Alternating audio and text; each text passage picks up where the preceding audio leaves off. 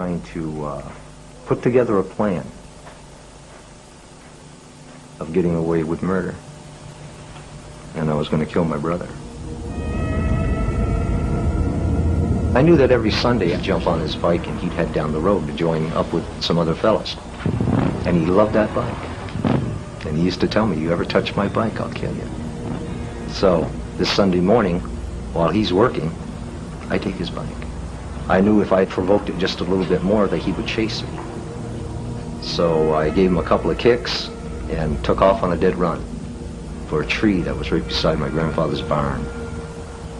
And it went up onto the roof.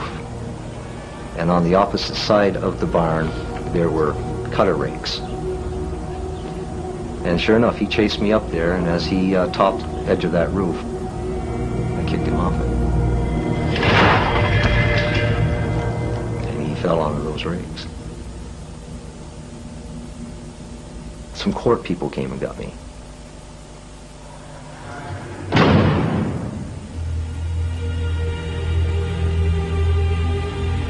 There are few more emotive words in the English language than psychopath, a clinical term for a condition that only recently has begun to be properly defined. It describes a dangerous pattern of behavior which, although it's been recognized for the best part of a century, is little understood. Every decade has produced its own particular brand of psychopaths, whose horrific crimes have defied any kind of rational explanation.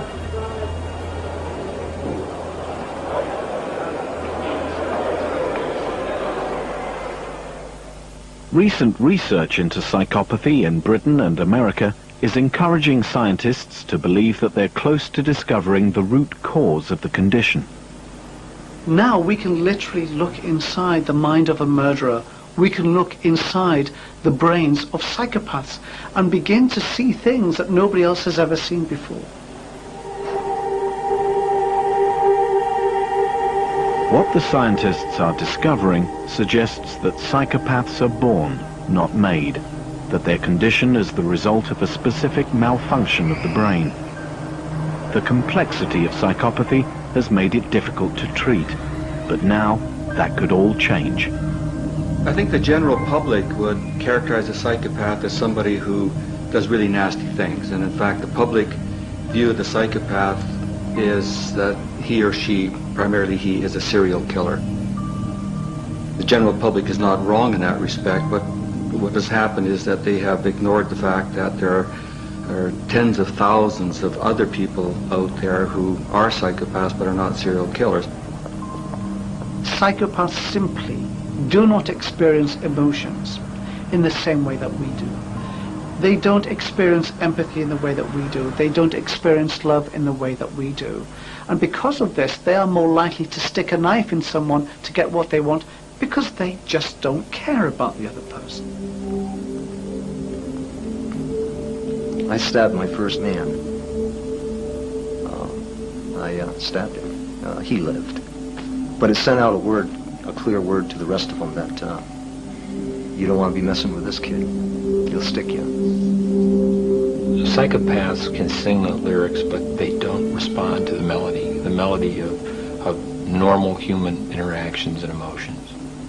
There is something missing. He has no compunctions. He kisses or kills without a thought.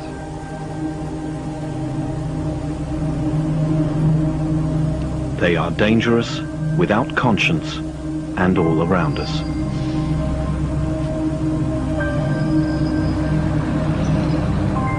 In Britain, it is estimated that 1 in every 200 of the population is psychopathic. And by far the vast majority are neither criminal nor in prison. But the kind of harm that psychopaths can cause at home and in the workplace is deeply damaging and costly in every sense. We must be concerned about their impact on families when they're out in the community. They move from relationship to relationship. They have multiple children who they abandon.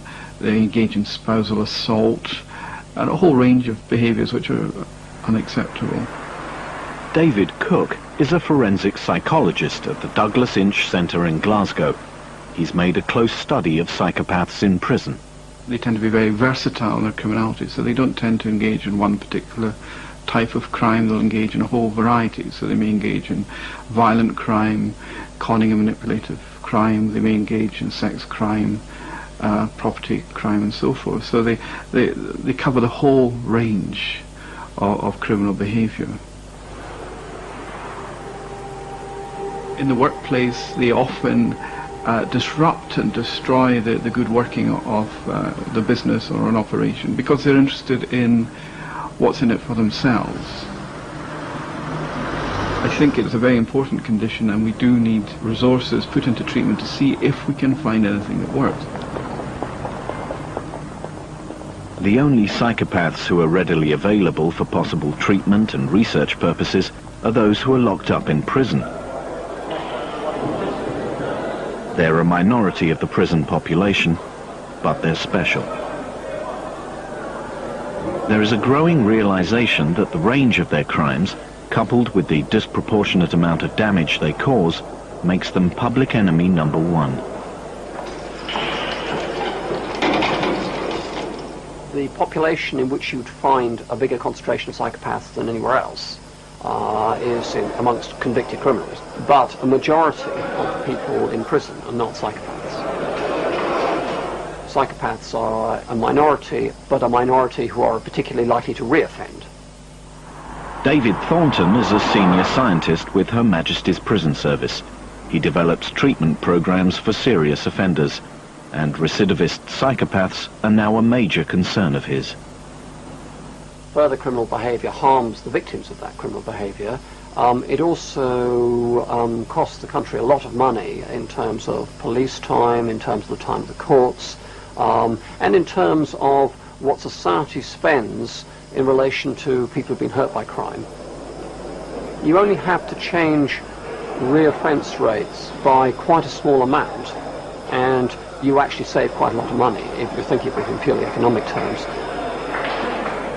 Before you can tackle the high cost of psychopathic crime, first you must reliably identify who are the psychopaths. Recently, this has become easier. The major breakthrough, I think, has been the development of the psychopathy checklist by Robert Hare and his colleagues, and that has allowed uniformity in the diagnostic process. So when a researcher in Canada talks about a psychopath defined by Hare and one in Scotland talks about psychopaths defined by Hare's criteria, we all know we're talking about the same sort of disorder. In Vancouver, the person who has contributed most to helping everyone get a better handle on psychopathy is Robert Hare. From the start, Hare recognized the central problem of defining a condition about which we know little, other than its symptoms. If you're going to deal with a particular condition, called psychopathy in this case, or schizophrenia or any other condition, you've got to make sure that you can record and measure these particular disorders reliably and validly. From the scientific perspective, psychopathy is a combination of characteristics, inferred personality traits and behaviors that hang together. And for this reason, we had to figure out a way to make this idea of psychopathy as scientifically valid as possible. And we spent the next 15 years trying to develop an instrument that would actually do this job, and in effect a measuring tool that was not made out of rubber. The measuring tool that Hare devised is called the Psychopathy Checklist. It's become the industry standard internationally for identifying psychopaths. In a carefully structured interview, an expert using the checklist, which defines character traits closely associated with psychopaths, can determine the extent to which someone is or is not psychopathic.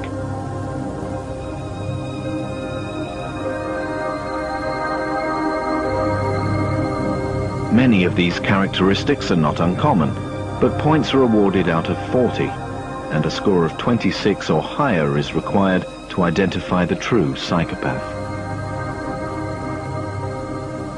Whenever I list the characteristics that define the psychopath, people will say, well, I know somebody who's got 2 or 3 of those characteristics. Are they psychopaths? And I'll say, of course not. What you've got to do is have a cluster, a combination of characteristics that hangs together. In the present climate of the United States, prison therapy programs are no longer fashionable. But Vermont State Penitentiary is an exception. Behind its high security fences, in a special unit, they have some of the most difficult criminals in the country, including psychopaths. This particular unit represents the uncontrollable, the undesirables, the ones that refuse to program, is what they refer to as the most disruptive. I'm here serving a 5 to 20 year sentence for sexually molestation of 4 boys, the ages of 4 to 12. Wayne has been here for more than 10 years, and perhaps has 10 more to do. He scored 40 on the psychopathy checklist. It's the maximum possible and extremely rare. The authorities here believe that time and money spent trying to reform psychopaths like Wayne is a worthwhile investment. I hope that the tools that I've learned in this program and other programs like it, I can... Head of the therapy program, Tom Powell, knows he's working in relatively uncharted territory, and Hare's checklist is invaluable. Dr. Hare has provided us with some significant advances in understanding in detail the syndrome that is now known as psychopathy. He's validated a scheme that's quite good in terms of looking at a set of antisocial behaviors as well as interpersonal traits which distinguish these folks. What can you tell us about your early years, where you grew up? Okay. Well, I just turned 45, the 23rd of January. Wayne's sessions with Tom Powell are little more than conversation therapy, for no one yet has any real idea what works in the treatment of psychopaths. But Powell is discovering the complexity of the personalities he's dealing with. I keep to myself. I do a great deal of studying. I do a great deal of reading. I do a great deal of writing. Psychopaths can be wondrous in many ways, and one of them is their ability to engage otherwise knowing and well-informed therapists about their sincerity and their desire to change. And I have found it very easy to be seduced by the tone and the affect and the engagement of a psychopath who, with great earnestness, tells me that he's finally found the light and has seen the error of his ways. The therapists are wonderful. I learn a great deal from them. Sometimes it can be hard. I suppose that's the way it's supposed to be when you're growing up. I'm ready to go now. I know that that decision will come from others who have already seen. They've seen my change.